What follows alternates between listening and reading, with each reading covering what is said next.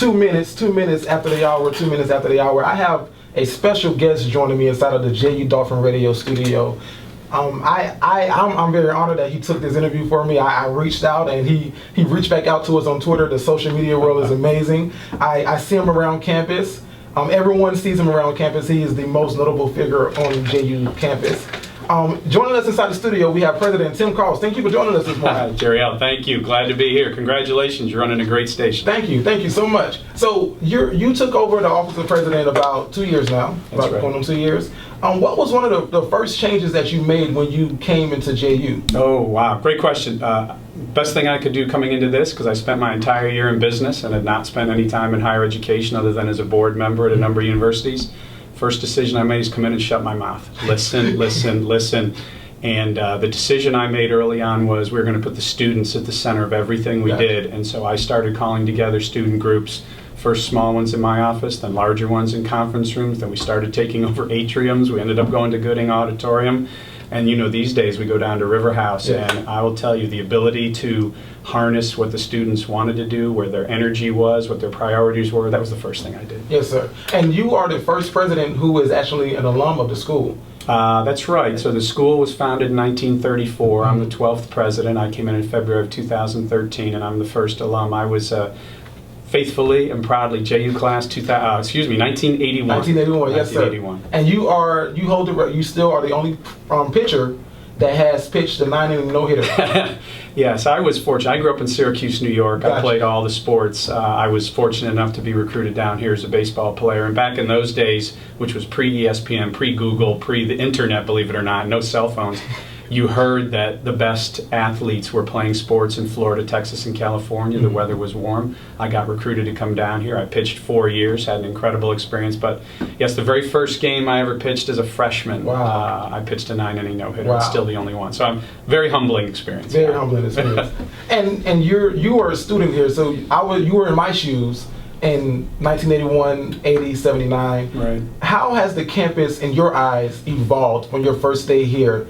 Because I'm assuming when you were here, there was the Botts Hall and Brest and Williams and Johnson and McGehee. But now we have Oak Hall. We have the new Dolphin Residential Hall going up on the north side of campus. We have the Village Apartments. How have things changed from your graduation day to your first day here on campus as president? What's interesting, college campuses, if done properly, really do reflect the community around them. So, go ask your elders what it was like in 1977. And I got here in August of 1977.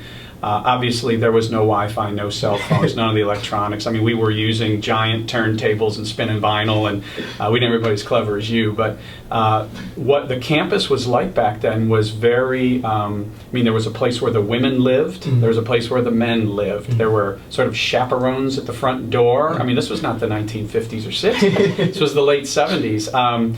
It was a very kind of ground-based. The drinking age was 18 years old. Nobody thought anything of it. So, gatherings in the valley, having concerts down there, having beer parties down there was pretty standard stuff. We didn't think anything of that. So you had a much less technologically based life then. So the college was that way. People took notes on notepads. People carried big book bags. And I think about it now as I've come back, and you described it very well, Jerry L. What we've tried to do is take what the students want. They want a certain kind of food. They prefer Chick-fil-A to not. So we brought a Chick-fil-A on. That if they're going to walk places, they'd rather be able to be in a safe environment that's well lighted with sidewalks, so we took care of that. Yes, they want community studying spaces, so you see us building a lot of that collaborative stuff. Back then in the 77 until I left in 81, it was a very different, almost a rural environment. So really changed a lot. Gotcha. And when you came in as president, things had evolved. You came in about 2002, 2003. As the president of the university, I came here in February of 2013. 2013, and things evolved from when you were here as a student and to when you were here as president. And one of the things I'd like to mention, I had 3 brothers come to school here to finish. My first brother was the pioneer for JU. We went to FPC. All of us went to FPC High School, graduated from FPC. He was a pioneer. We had no clue what Jacksonville University was. And I remember being in the car ride up here to drop him off at college. And he didn't stay on campus. He stayed across the street, at the apartments across the street. Right. And he was playing football here, D1AA football program. Yeah. And we're just amazing. My oldest brother's going to college, but we don't really know what college is because I'm 8 years old, so I'm not really knowing what's going on, but I see his eyes light up. He transferred out. My brother Alan Fennell got an offer from Temple University. He said, you know what, I can't go there, I'm going to be homesick. But Jacksonville University offered me a deal.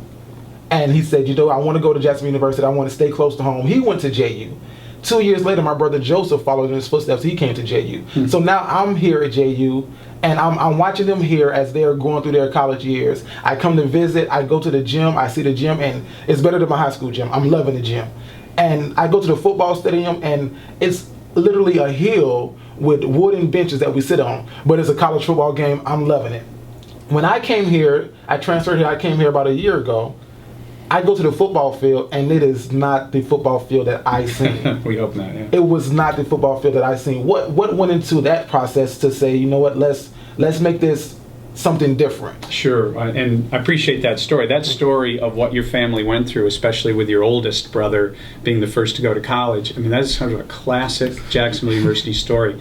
I mean, I have the great good fortune to be able to go to a lot of alumni events and give a lot of speeches, and people like it that I went to this school, and I've always been proud to say I went here, because I spent the majority of my career outside of Jacksonville. I've lived all over the Northeast and Midwest, etc. So what you went through, I now get to talk to parents who went here, and now their kids are going here. Gotcha. And so I've got folks like Fran Kinney, who's 98 years old, who was the president who handed me my diploma that I still have lunch with once a week. Wow. But let me talk about what you mentioned.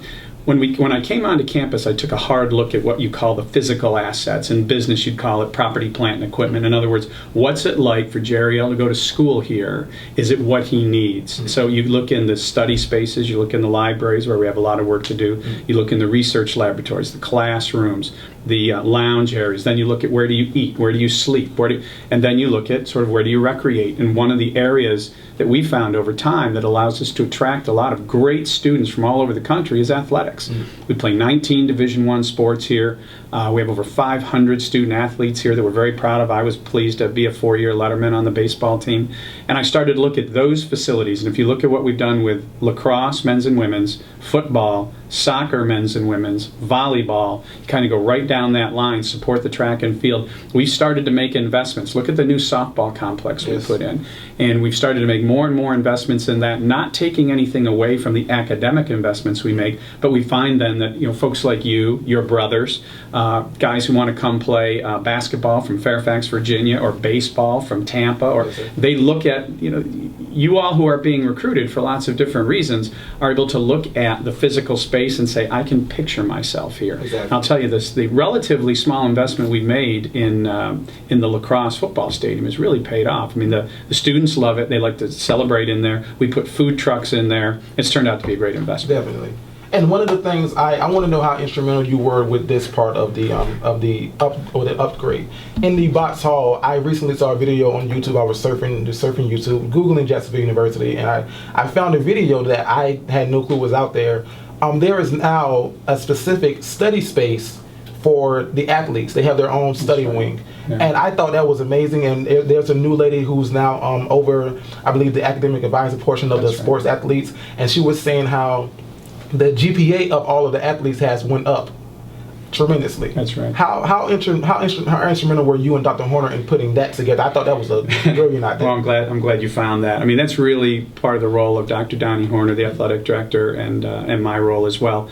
I mean, what the student athletes and their parents and anyone listening to this ought to feel good about is they have an athletic director, Dr. Donnie Horner, that I've selected and put in that job. He not only is an undergraduate degree holder from West Point, which is as fine a university as you can get into. He then went on and got his master's degree at MIT, the Massachusetts Institute of Technology, and then he went on and got a master's and a doctorate at Stanford. I mean, that is as fine an academic record as you're going to find in any athletic director. And I know he cares about the student part of the student athlete. So we spend a lot of time, we spend almost, I can tell you, as much time going all the way through, do they have places to study? What's their tutoring support look like? What are they going to do after hours? Are we making sure we're getting them back on time? How do they travel? Because to the point that Lauren Sivas was making, that you were mentioning, she's from Georgetown, we just brought her in, she's tremendous.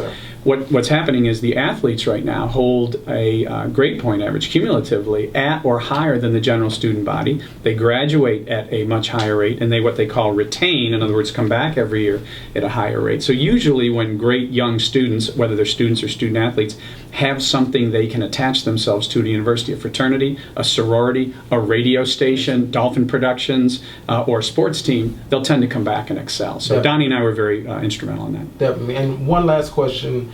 I was reading your bio, and it was a great write. I was reading it, and it said that on your first day when you came to the school, you put the students in the center, and you went to the community and you were talking to business leaders. And those business leaders told you that they really didn't pay attention to Jacksonville University.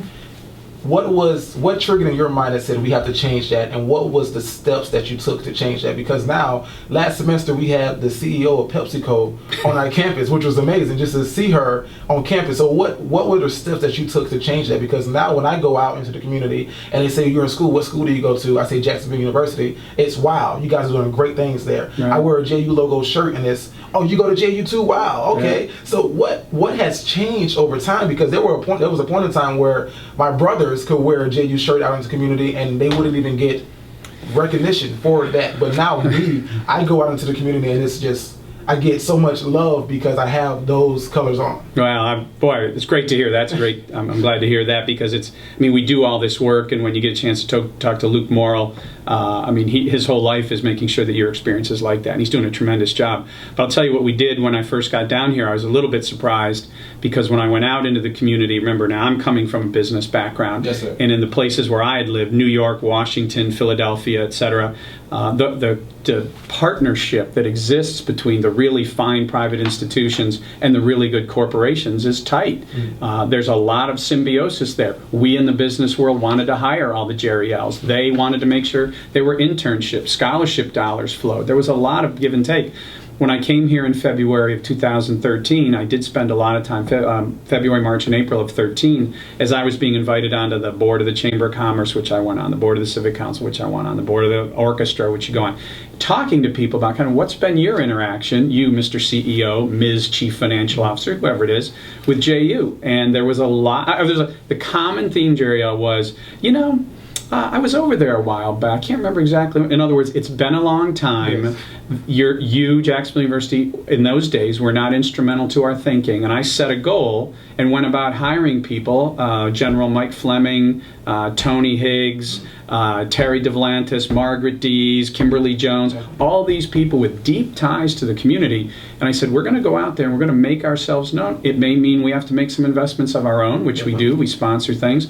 But we want people to know out in the business community we are open for business because that's in the best interest of the students. It's not the greater glory of bricks and mortar here. We're not building gazebos and fountains. We're building spaces for you to study.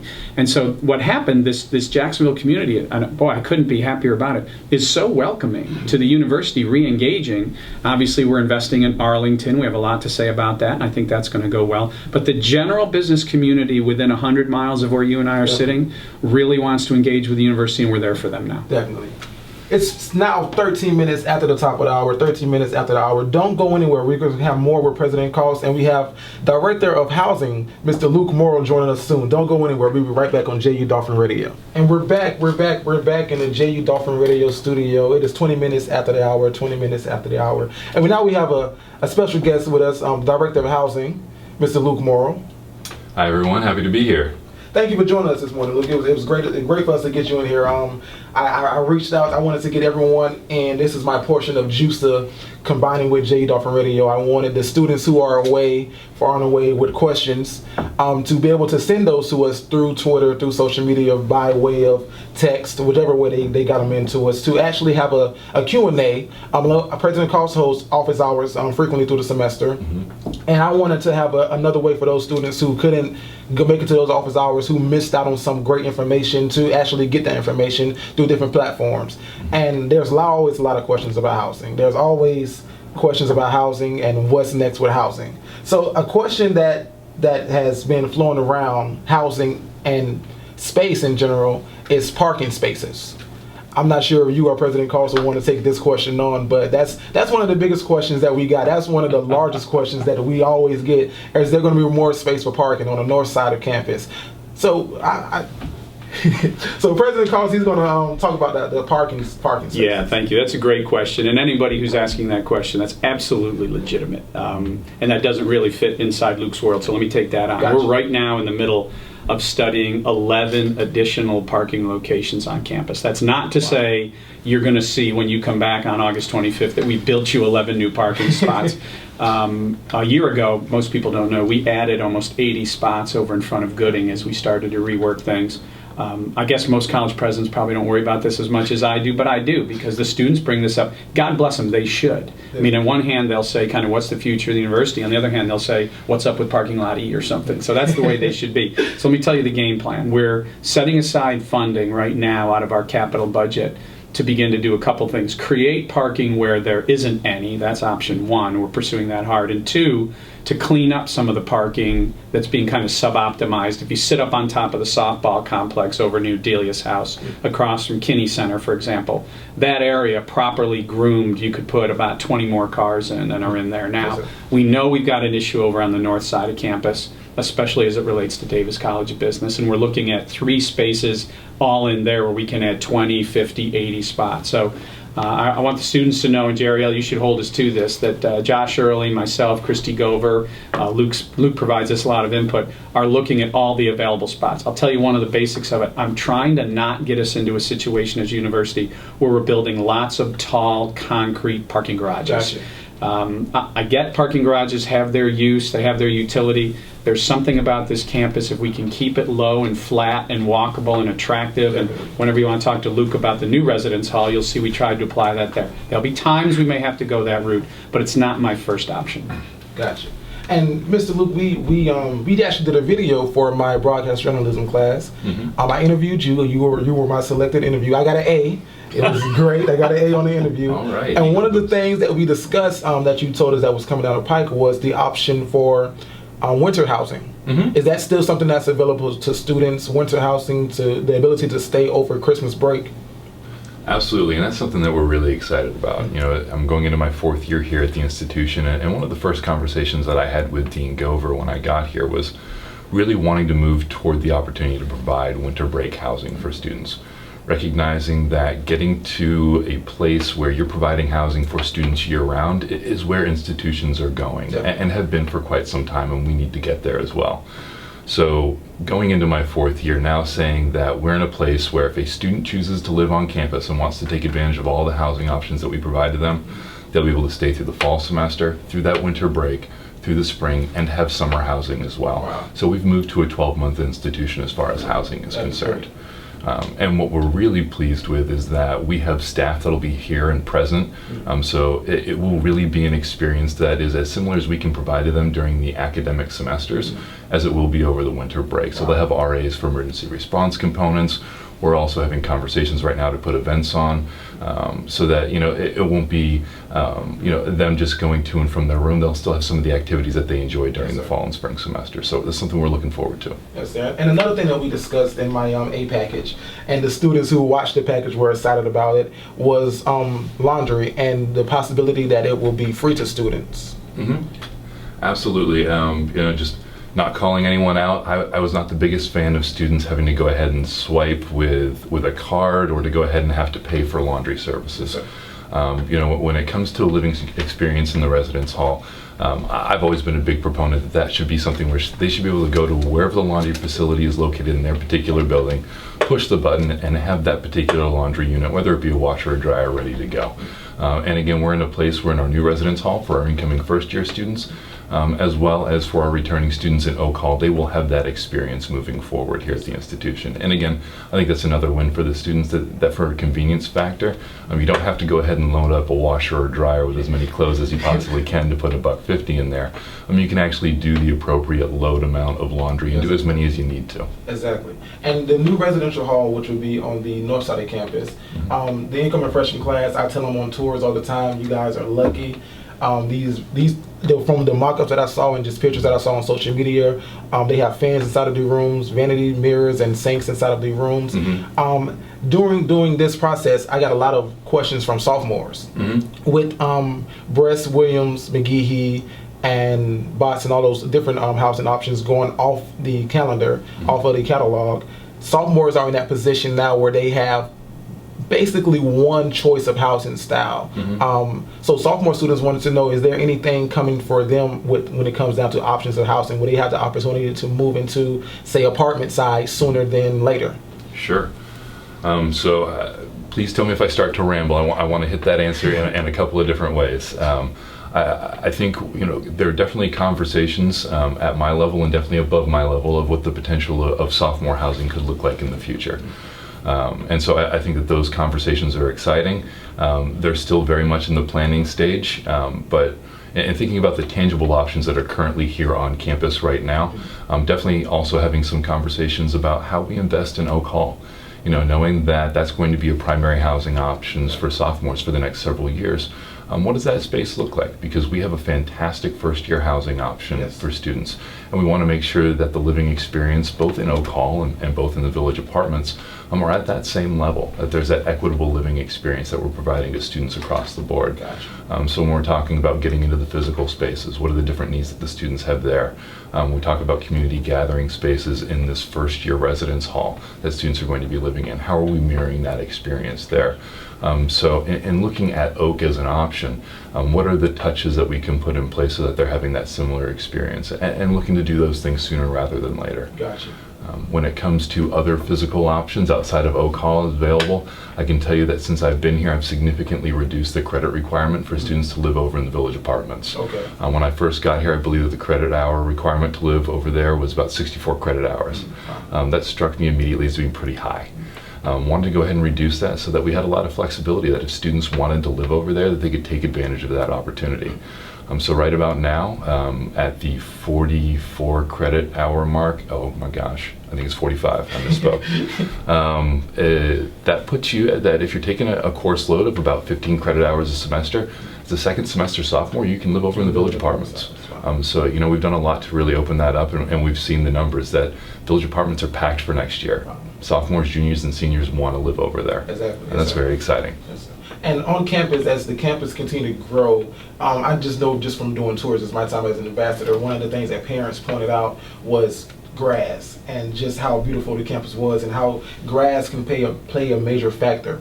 And one of the hot spots on campus for me was the River House. All parents love the River House. They love it more than the students do. And I tell the parents, well, homecoming weekend is also family weekend. This is the great time to come into the River House and just experience it. But there's also the River House opened up in the fall. My first semester here in the fall. We turned back around in the spring, and we had the new health science building, which is now the Brooks Rehabilitation Health Science building, open up in the spring. In the fall upcoming, there is the new residential hall. We also have NIM Science Plaza, which is being upgraded. The mocks look beautiful. We also have the new gym, which I give a sneak peek to the social media people. And we also have the new residential life office opening up on the apartment side of the campus. So what is next? Everyone is asking, how can President Cost and the university top themselves? They're pretty much putting themselves on a pedestal that no one can follow. If he was the opening act and I was the comedian, I would not want to close the show. So what is next? What could the students expect? Because it is you're putting the pedestal very, very high. Well, thank you. Coming from a student, that's high praise, and that's we are fortunate to have someone like Luke with as much experience as he does running, programming, giving us great ideas. But let me try to answer that, and maybe this will feel a little like a sneak peek. One of our top priorities right now for the summer is we're working on what we call master physical planning. For the first time in 35 years, we've convened a group from all over the campus of all different kinds of players, and when the students come back, there'll be some students involved in looking at all the way to the north, all the way to the far side of the land that we're working on now, and then all the way to the south to the land that we've purchased, the 40 acres that we purchased for $3 million about a year ago, all the way out to University Boulevard and even across the street.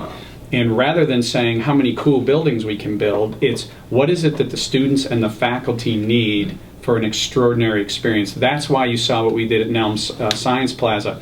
Nobody in the student body said, hey, why don't you take this piece of concrete in the sun and make it a study space? But they did say, we like to study outside. We want a place to charge our phones. We need a place where there's Wi-Fi. We need shade. We need. And we said, okay, well, we could do this, we could do that. So what's happening is we're taking all the input, kind of crystallizing the input from all these students, adding it to what the faculty have and need, and we're starting to come out with ideas. That's why there's a new fitness center. That's why we went with a new residence hall. So in the future years, you're going to see more building over on the north side.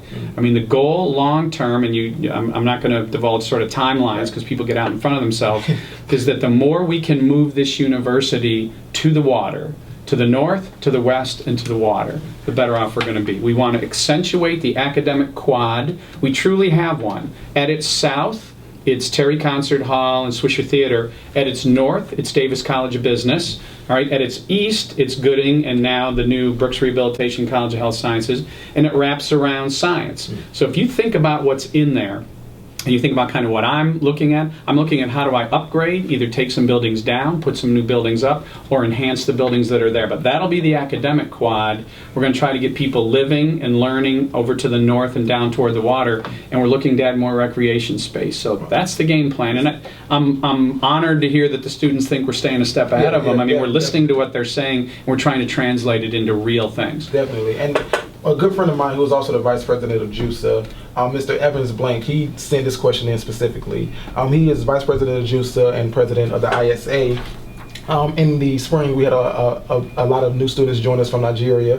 And one of the things that he sent in, he was wondering what's the future for international students, and would you ever consider an international hub on campus? Sure. Why don't I talk about kind of our thinking, and then Luke can talk about how that might translate physically.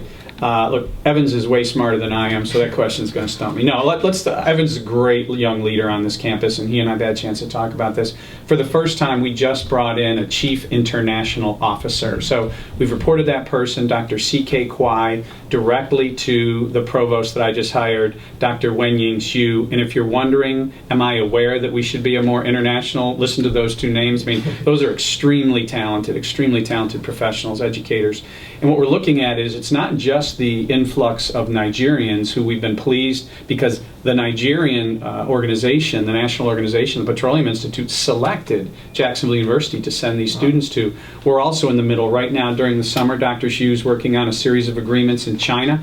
We're also doing a lot more work in Europe than we've done in the past. So this university, my observation, Jerry, when I got here, is it was going very well. It was extremely American. It wasn't a black school. It wasn't a white school. It was an American school. And that many of the fine universities in America had moved to between 5 and 10% non-United States. Why? Because it enriches your experience. Exactly. If the kid sitting to your left might be from Ireland and there's two other people in there from Africa or Nigeria, or other parts of the country, of the world. So we decided to go in that direction. So we're moving in that direction. You're going to see more of that. We're putting more dollars against it. We're hiring more people for it. We're adding English as a second language. So we're doing a lot of those things. And then my final question for you, what is your long-term goal for the university? In 20 seconds or less, right? The goal here, working with, centering it on the students, accentuating the work of the faculty, and leveraging the incredible physical assets that we have here, the wind, the water, the incredible weather, is to create a premier university, a premier regional university that believes in academics. We're going to play athletics, no question about it, but do not get dissuaded with all of the investment we're making. My game plan is not to make this a huge university. We're about 4,200 students today. People thinking in this range of 4,000 to 5,000 students is going to be the long-term goal as well. Between now and 2020, we have a strategic plan called JU 2020. You're going to see substantial investments in the communities where we are, the study spaces for the students, and their overall student experience to create a premier university. When I say premier, I mean higher level of scores, higher level of graduation rates, higher level of retention rates.